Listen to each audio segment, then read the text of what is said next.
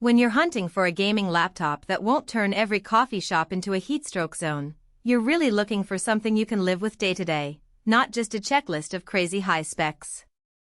The fear most of us feel is that we'll drop a pile of cash on a machine that dazzles on paper but ends up being a noisy, short battery, pocket heating brick that makes the commute feel like a sauna. That's the dilemma I wrestled with before I started digging into what the Aorus Master 16 Gen 2 actually does for a regular gamer who also streams, edits video, and still wants a laptop that can sit on a cramped desk without stealing the whole room. Link is in the description if you want to check the product details on Amazon. First off, the biggest draw for anyone eyeing this machine is the OLED panel. At 16 inches, 25601600 resolution and a 240Hz refresh rate, it feels like stepping into a tiny cinema every time you load a game. In real life, that translates to crisp textures and truly deep blacks while you're grinding through a night-long raid. The HDR True Black 1000 nits peak means you can actually see details in dark corners that most laptop screens would just smudge into a gray fog. I tested it with a recent open-world shooter, and the enemy silhouettes were unmistakable even in a dimly lit hallway, nothing like the washed-out look you get on a standard LCD. But OLED isn't a free lunch.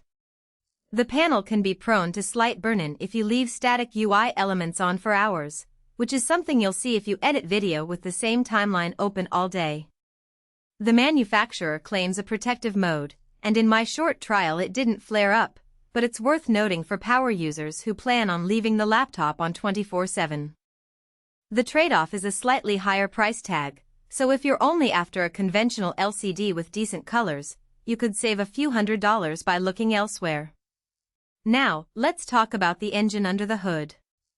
The Ryzen 9 9955HX 3D brings Zen 5 and 3D stacking into a laptop, and paired with the new RTX 5080, you get a combination that feels more like a desktop workstation than a typical notebook.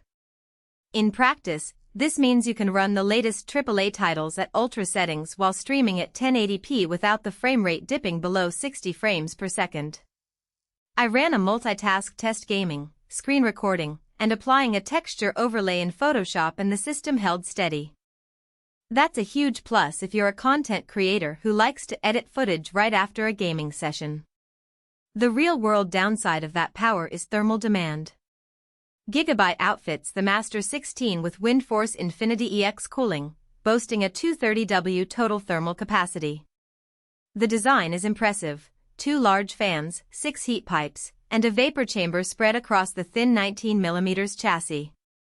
In my usage, the laptop stayed comfortably under 80°C during intense gaming, and the fans settled into a quiet whir when the load dropped.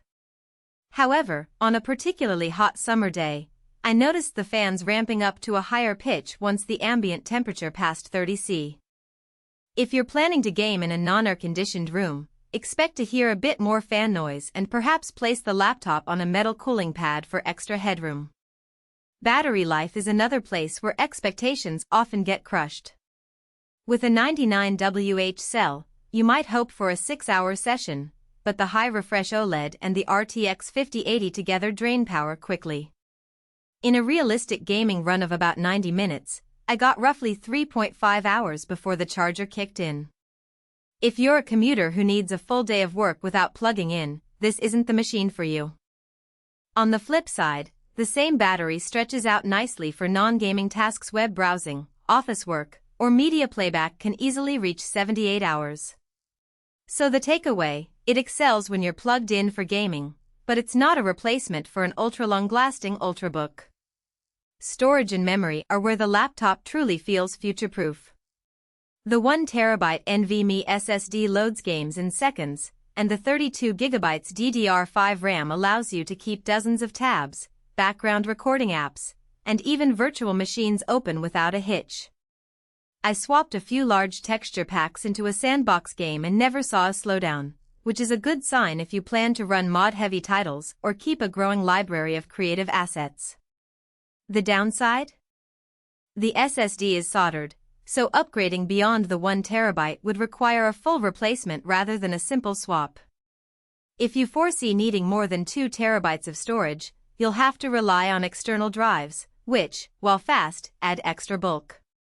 Design-wise, the Aorus Master 16 leans into a sleek, 19mm thickness and a 2.3 kg weight, quite respectable for a laptop packing this much power. The chassis feels sturdy, with a matte black finish that resists fingerprints.